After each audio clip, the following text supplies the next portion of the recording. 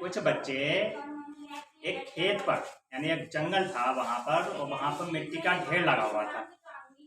उस ढेर पर खेल रहे थे खेल, जैसे आप लोग खेलते हैं चोर सिपाही का खेल। खेले हो कभी चोर सिपाही का खेल?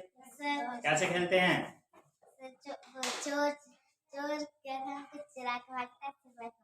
चोर कोई व्यक्ति, कोई बच्चा चोर बनता है और कुछ पुलिस वाले होते हैं। अब उनमें से पुलिस वालों को जो असली चोर होता है, जिसने चुराया होता है, उसको ढूंढना होता है। जो ढूंढ लेता है तब वह सुपर हो जाता है, जो नहीं ढूंढ पाता वो दोबारा से क्या बन जाता है? चोर बनता है ना। तो वैसा ही खेल खेल रहे थे, चोर और सिपाही का नहीं बल्कि वो चोर और राजा का, यानी न्याय का खेल खेल रहे थे। एक बच्चा ऊंचे टीले पर राजा की भूमि में बैठा हुआ था, राजा की भूमिका निभा रहा था। बाकी बच्चे कुछ चोर की भूमिका निभा रहे थे, कुछ पुलिस की भूमिका निभा रहे थे। शोर शराबा हो रहा था, और शोर शराबा ऐसा हो रहा था, लग रहा था कि वास्तव में कुछ ऐसा घटित हुआ है जिसमें किसी ने चोरी की है और पुलिस वाले उसे पकड़ कर ला रहे हैं। पुलिस वाले जो सैनिक थे वह राजा के सामने पकड़ कर आते हैं और राजा से कहते हैं, महाराज इस व्यक्ति ने चोरी की है।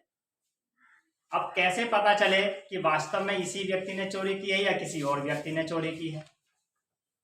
लेकिन वह बालक इतना बुद्धिमान था, इतना चतुर बालक था कि उसने तुरंत पहचान लिया कि इसी बच्चे ने चोरी की है और उसे उचित दंड दिया।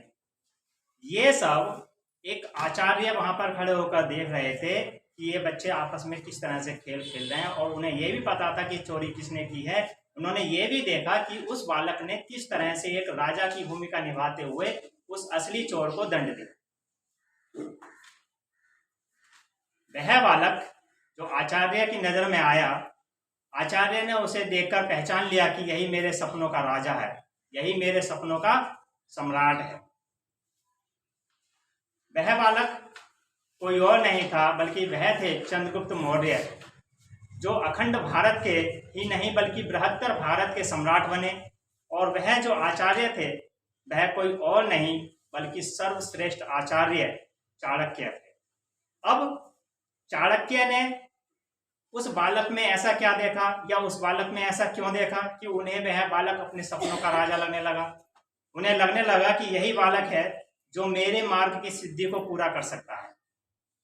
तो इसके बारे में हम आपको नेक्स्ट टाइम बताएंगे कि वह आचार्य ऐसे बालक की तलाश में क्यों थे जिसे वह चक्रवर्ती सम्राट बनाना चाहते थे, जिसे वह अपने सपनों का राजकुमार देखना चाहते थे, जिसे वह अपने सपनों का राजा बनाना चाहते थे। इसके बारे में बताएंगे आपको नेक्स्ट टाइम।